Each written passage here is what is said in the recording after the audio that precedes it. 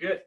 Hey guys, it's Coach Conway, Never Settle for Par, in for session 2 with exercise physiologist Jason Cronan with Body Express. I'll share with you guys his Facebook page and his business address in here, but we're going to be going over a little bit different stuff than we did last time, so a little bit more intermediate level stuff, and then we're going to work in some golf stuff in there. So what are we going to be doing, Jason? Tell me. So we're going to start off. It's great to see you again, Wade. I'm really excited about today. We're going to start with a golf club. Every golfer out there that I know tells me that they love to play golf, but they never warm up or stretch before their game. That's probably about 50% of the golfers that I know. Tiger Woods and all the other pro golfers, they always warm up, they exercise, and do a lot of strength training. Have you seen, I tell you, if you want to be a little more conversational in this, Miguel Angel Jimenez, you need to go Google and look at the YouTube video for his warm-up. You get a kick out of that, but it's actually like viral, Jimenez's warm-up. So check that out if you guys haven't seen that. I'll see if I can put that in the notes. Yeah, that'd be great. That'd be excellent. Yeah, the pros have some really unique ways, and it helps a lot. Their games are always better. So this is a run-of-the-mill putter from 1950s, ancient, antique. But like when I use this, or a broomstick or any kind of stick that you have, a great way to start your warm-ups would be to actually do swings. So your feet are hip width apart. You're going to go up, side to side, to the left and to the right, side to side. It's a great way to get the upper body moving. So you're going up, side to side. Just get the shoulders swinging. And then when you go from there, you can start off with swings. So you bend the knees up and around, up and around. So you're bending the knees, eyes up, chest up, working the arms and the shoulders. You can do it without a club or with a club, both directions. So you switch, you can do about 10 to 15, both directions. Another great one you can do with a golf club, a lot of people don't realize, is you can actually use a golf club for pretty much balance and support. You can do it for leg work, warm up your legs. You can do it on both sides as well. Same things we did in our first video, but using a golf club or a stick or a pole. And then a great one too as well, you can actually mix it up a little bit more. We call this exercise more of a squat. So it's a squat with the shoulder press. Squat with the shoulder press, getting warmed up, get your body moving, breathe in and out. Another great one, you can work on your core. I know a lot of people have a lot of upper body core issues. A great way to test if you have a rotational issue for golf, your elbows are up, feet shoulder width apart, and then you're going to drop just your upper body down towards the midline of your body. If you can't go to midline with your elbow, you know most of the time you have a flexibility issue. You breathe in and rotate to the other side. And you're trying to rotate, eyes up, chest up. Rotate and rotate. Really, really good points there, Jason. I tell you what, as I started learning about the laws of golf, which is a teaching method that I use, it talks about leverage, arc, and width, different types of golf swings out there.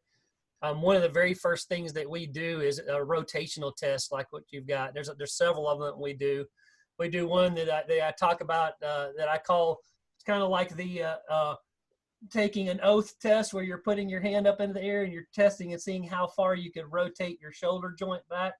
That has to do with what your rotator cuff flexibility is. And actually, I do have a couple of specific requests here. As a almost 50-year-old golfer out there, my two troubled areas are that one right there in particular. So I don't know what rotation, you're the exercise physiologist, so is whatever group of muscles or joint that I'm doing in my shoulder that's giving me problems back here, I need more flexibility in that direction. And then hips.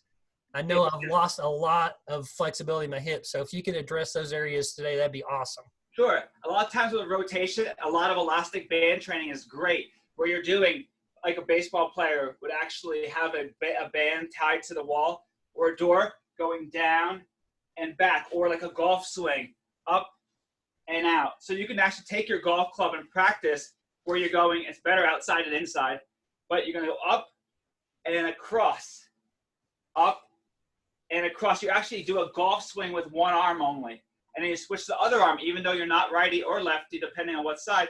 You go up and across. I'm just being really careful in the house so I don't break anything. Yeah, and that's a good point out there also, guys. I'm going to put a link in the video down here when we get done with this in the notes.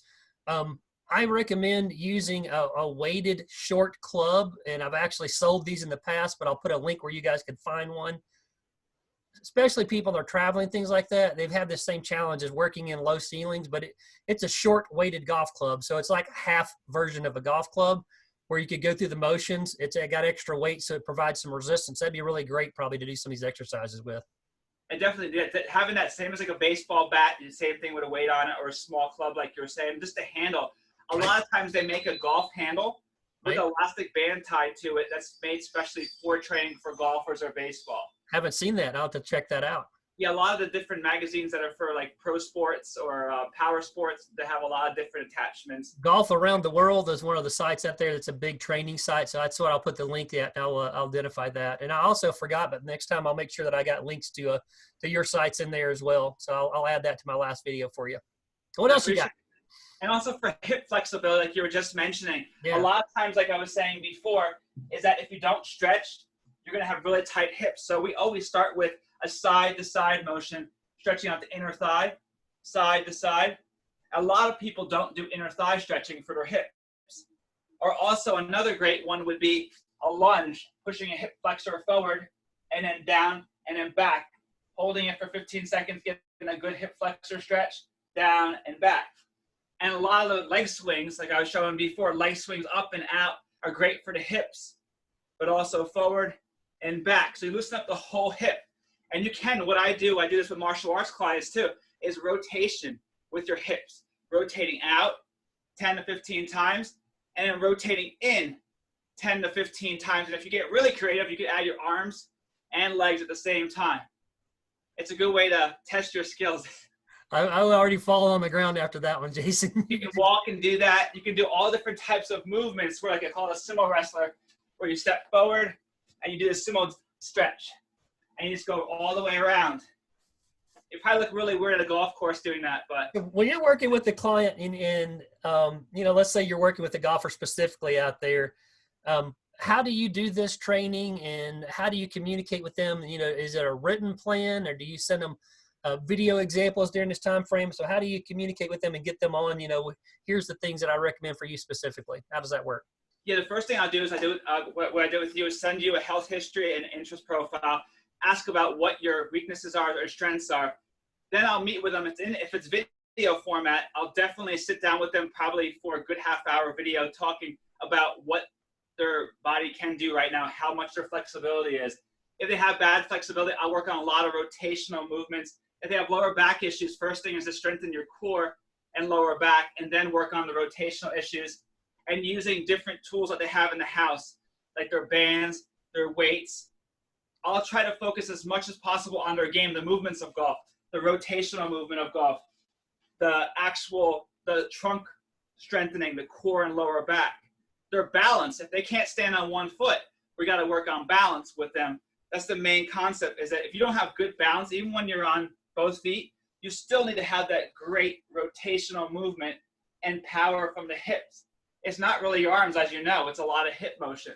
Yep, that's the biggest gear. That's the gear that turns the smallest amount that moves the club the fastest. So if you can increase your hip rotation, by 10%, that's a force multiplier. That's probably going to go into like increasing your club head speed by 100%. So it doesn't take a lot. And if you have a bad lower back, it's really hard to get that rotational movement. So you have to make sure you build that core stability with the client, and then progressively build them up to where they can actually hit better and hit faster. And then I'll test them too. Like we can actually have them swing the golf club at home and videotape themselves. And as a golf pro, you can watch that and see if they're leaning forward, they're leaning back, and we can work on their posture, their strengthening for the shoulders, their core, their midsection, their legs, even their flexibility in their hamstrings and calves. All those concepts we should work on from the ground up, so that you're not just doing one area. It's a full body movement, and it's a lifestyle movement as well. What kind of brings Jason and I together is I'm having a 50th birthday coming up not long from now. And I've had to change my golf swing, and I've had to change my golf swing because my body can no longer do the swing that I was taught when I was younger. I don't know if I'll ever go back to that exact same swing because it's changed over time, some for the better, because I've got into something that's less complex and more repeatable.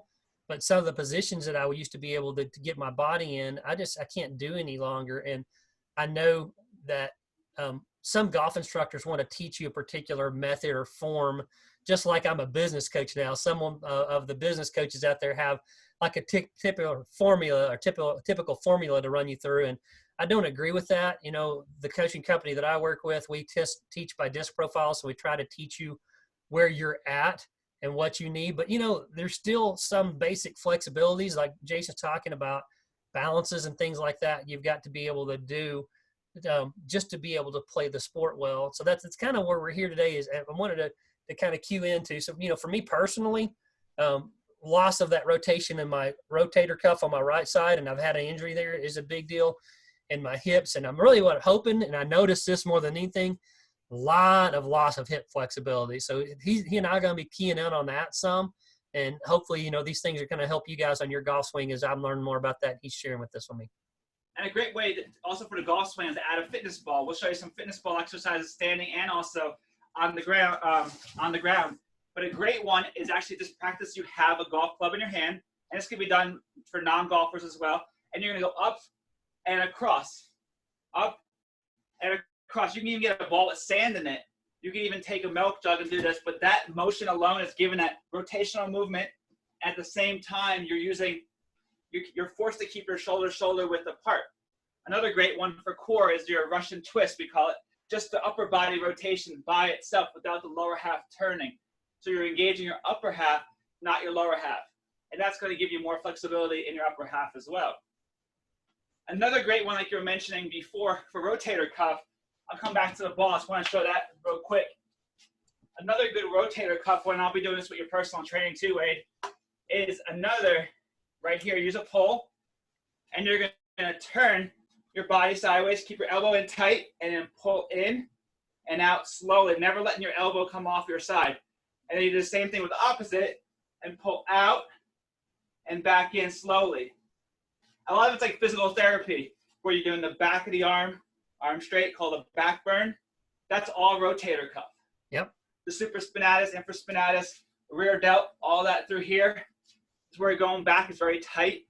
Working on stretches to do that as well is very, very, very important. Like over here on the wall, stretching out your shoulders, going real low, stretching your shoulder. That's really important to be doing as part of your workout. Wonderful, man. So we're about a 15-minute mark, which I think is our target for these things out there. Anything else you got to share with us, or you just want to kind of share with us how to connect with you? One cool exercise, and then I want to show you this one. I want you to challenge yourself at home for this one. This could be your fitness ball challenge of the week. Fitness ball challenge. Jason Cronan on the fitness ball challenge of the week. So I call this a push-up with a knee tuck, and it can be done different ways. I'll show two versions. So you're going to roll out on your knees. You're going to do a breathe in and push up, knee tuck. Oh. Push up, knee tuck. You go to the left, down, push up, to the right. If you're really advanced, you say that's too easy for you. Push up, pike. Oh. Push up, pike. That hurts me watching you do it. And then just walk it back. Nice and easy. That's a little bit more difficult, but there you go. Then stretch it out. Get a good stretch to the side. Other side. And there you go. I appreciate your time, Wade. And if you ever want a great mortgage, Wade's the man to go to. I wouldn't be in this house if it wasn't for Wade. There you go. Well, I coach people doing mortgages now. I actually am still licensed, but I don't originate loans because I don't really compete with people that I coach out there. But you can definitely reach out to me, and I can plug you into somebody that I coach that can help you out with that. So where's the best way to connect with you, Jason? Best way would be on Facebook, on Body Express WS, and also my Instagram, and emailing me with the fitforbizllc@gmail.com, or just call me at 615-732-5799. Awesome. I'm going to put some of those things in the notes on the last video that we did. I'm putting these up on YouTube now on my coaching channel, but thanks very much for your time, Jason, and looking forward. I guess we're going to do this at least another couple of weeks out there while people are sheltering in place, and thanks for sharing these things with us. Good stuff. Yeah, and I'll be personal training you in my mobile gym later on Zoom. Look at you. We're getting that later today. He's going to be sharing with me some of this stuff personally for my golf business and my golf swing. And, you know, hey, I'm expecting some really good things, not just for my physical fitness, but I'm waiting with some golf improvements here too. So, You know, it's always important to know what you're doing this for. And I was really happy when I fill out his assessment. That's what one of the things he asked me there. What's motivating you to get this done right now? Thanks a lot, Jason. You're welcome, Wade. Have a great day. Take care.